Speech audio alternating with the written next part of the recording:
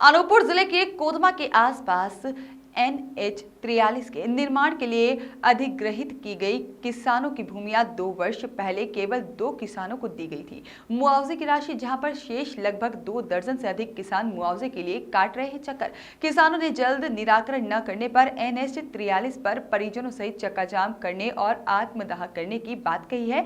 अपर collector Sarodhan Singh पर जहां पर किसानों ने जताया विश्वास, जहां पर न्याय की आस में लगा रहे हैं जन सुनवाई में कलेक्टर के चक्कर। सर वही है, वो कर सकते हैं। तो SDM के उस पे है, उसका पूरा मुख्य अधिकारी जो है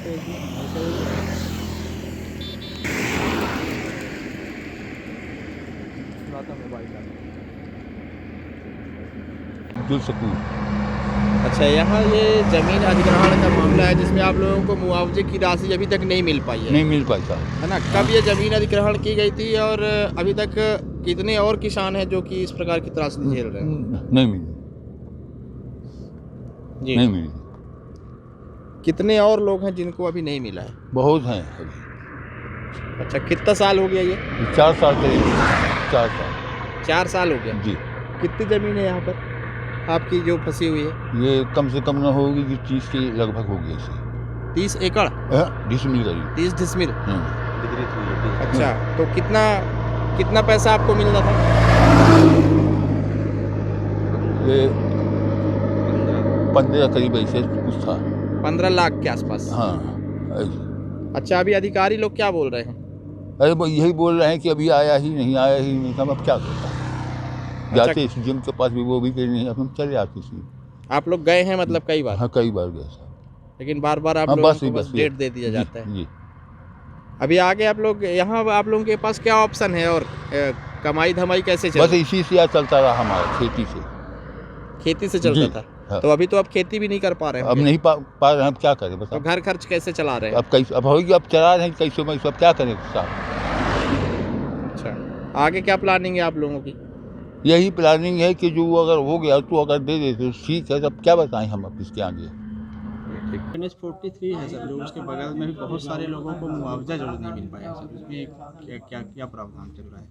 NH 43 में जो खास करके कमिश्नर साहब के यहाँ पर प्रकरण लंबित हैं आर्बिट्रेशन के अंतर्गत, या फिर कोई न्यायालयीन प्रकरण है, केवल शेष वही हितग्राही हैं जिनके न्यायालयीन प्रकरण हैं, अन्यथा कोई ऐसा प्रकरण शेष नहीं है। ऐसी कुछ जानकारियाँ मिली थी कि कुछ फाइल्स गुम होने की बात सामने आई थी सर। ये आपसी क्रय नीति के तहत मेरे से पूर्व जो पीठासीन थे उनके समय पर ये कुछ फाइल का मामला है जो क्रय नीति के तहत हुआ था, वो अवार्ड के तहत नहीं है।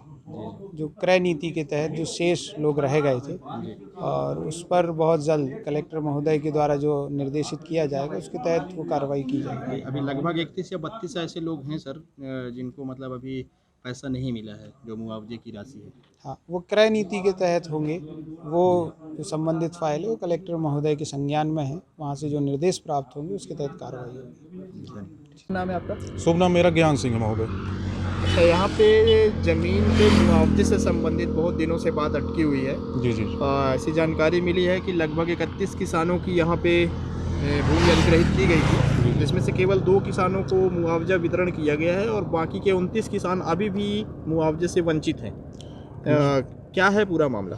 महोदय, मैं आपको जानकारी देना चाहूँगा। लगभग 2016 में जब दिलीप बिल्डकॉन कंपनी रोड बनाने आई थी, उसके पूर्व हमारे माननीय पटेल जी SDM साहब थे यहाँ पर, तो फर्स्ट अवार्ड में पारित हुआ, हम लोगों का गजट नोटिफिकेशन में भी आया। और उसके साथ साथ ये भी मैं बताना चाहूँगा कि जो हमारा फर्स्ट अवार्ड आया, अवार्ड में हमारे नाम छूट गए थे।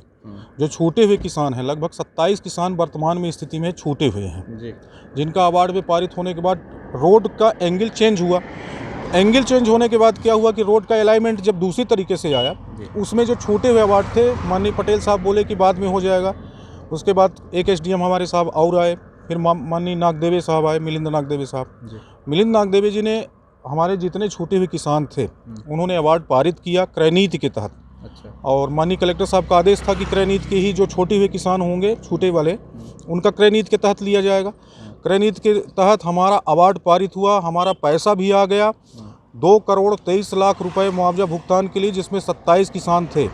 जिसमें हमारे बगल में जीवन लाल चौधरी जी खड़े हुए हैं, हिमांशु अग्रवाल भी खड़े हुए हैं, विजय ताम्रकार भी हैं हमारे साथ, और मैं स्वयं हूँ, मेरा परिवार भी है, मेरे परिवार के कई सदस्यों के नाम पर भूमि है। अजीमुद्दीन भी थे, अश्विनी कुमार त्रिपाठी जी थे, तो अब्दुल शकूर भाई साहब भी हैं। और इन लोगों में मात्र 27 लोगों में 2 व्यक्तियों का भुगतान आज से 2 वर्ष पूर्व कर दिया गया। समस्त किसान आज दिनांक तक भटक रहे हैं, कोई मुआवजा भुगतान नहीं किया गया। हम लोगों ने कई बार पत्राचार किया, माननीय कलेक्टर साहब, एसडीएम साहब, निचले स्तर के जितने प्रशासनिक अधिकारी हैं, माने जिला लेवल तक के, हमने सबसे याचना की, विनती की, लेकिन हमारा कभी कोई सुनवाई नहीं हुआ। इसके बाद हम लोगों ने हताश होकर के सीएम हेल्पलाइन में हमने शिकायत की, माननीय प्रधानमंत्री जी को पत्र लिखा, अपने जितने भी हमारे कैबिनेट मंत्री हैं, रीवा संभाग एमपीआरडीसी, शहडोल संभाग एमपीआरडीसी, विधायक, माननीय सांसद महोदया, सबको हमने पत्र लिखा। माननीय सांसद महोदया ने हमारा एक बहुत बड़ा सहयोग भी किया कि उन्होंने माननीय कलेक्टर साहब से पत्र लिख करके साफ शब्दों में भेजा कि समस्त किसानों का मुआवजा भुगतान करके हमें 15 दिवस के अंदर जानकारी दीजिए। अब उनके भी पत्र का कोई उन्होंने जवाब आज दिनांक तक नहीं दिया। अभी वर्तमान समय में माननीय हमारे अपर कलेक्टर महोदय सरोधन सिंह जी हमारा सहयोग कर रहे हैं। हमें आशा है कि उनसे हमको किसान न्याय मिलेगा। हमें अभी इतना हम हताश नहीं हैं। अगर माननीय हमारे अपर कलेक्टर या हमारे जिला कलेक्टर जी अगर हमारी सुनवाई नहीं करते हैं, अब अभी आस लगाए बैठे हुए हैं, अगर वो नहीं किए तो हम हताश हो करके रोड में बैठ करके यहाँ पर आंदोलन करेंगे। और जितने भी किसान अभी और जो छूटे हुए हैं, लगभग मैं आपको बता दूं, एक किसान तो नहीं है, 32-34 किसानों के सहित, समस्त परिवार सहित हम सब NH 43 में बैठने के लिए तैयार हैं और हम मजबूर हो चुके हैं। हम आंदोलन करेंगे और यहाँ तक कि अगर स्थिति और निर्मित हुई तो हम आत्मदाह भी करेंगे। इतना हम प्रताड़ित हो चुके हैं महोदय। इतनी बार पत्र व्यवहार, कहीं ये चुनाव आ रहा है, कहीं आचार संहिता लग जा रही। अभी सामने आचार संहिता देखिए, मैं बिल्कुल सत्य बता दे रहा हूँ, एक बहाना बनाएंगे अभी अधिकारी कि आचार संहिता लग जाने के कारण आपका भुगतान नहीं। वर्तमान समय में जो एसडीएम साहब हैं, उनके सामने जब आपने बात रखी तो उनके द्वारा क्या आश्वासन दिया गया? महोदय में माननीय एसडीएम साहब तो हमको सबसे पहले बोले कि सीएम हेल्पलाइन से शिकायत वापस लो। अब हम किस बात का सीएम, हमने फरियाद माननीय मुख्यमंत्री मध्य प्रदेश के मुखिया को किया। अब उनसे हमने अपना अनुमोदन किया, निवेदन किया। तो अब ये हमारे जो अधिकारी हैं हमारे ऊपर दबाव बनाते हैं, पहली चीज़। दूसरी चीज़, उन्होंने कहा कि फाइल गुम हो गई है। फाइल कहाँ गुम? अरे फाइल संधारित करने का विभाग कौन है? बाबू होता है, एसडीएम कार्यालय का होता है, वो व्यवस्था देखेगा। किसान जानता है क्या?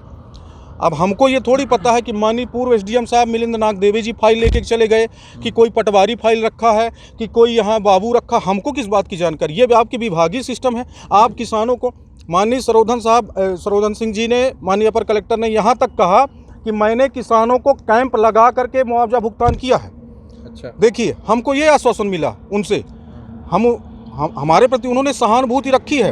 अब मुझे आशा है कि हमारे माननीय अपर कलेक्टर जी हमको भुगतान कराएंगे, क्योंकि कलेक्टर साहब ने निर्देशित किया है उनको। ये चीज़ मैं आपको क्लियर कट बताता हूँ कि अभी हम आस लगाए बैठे हैं। मंगलवार को हम पुनः फिर जाएंगे माननीय अपने अपर कलेक्टर साहब के पास, पूरी बात फिर हम रखेंगे।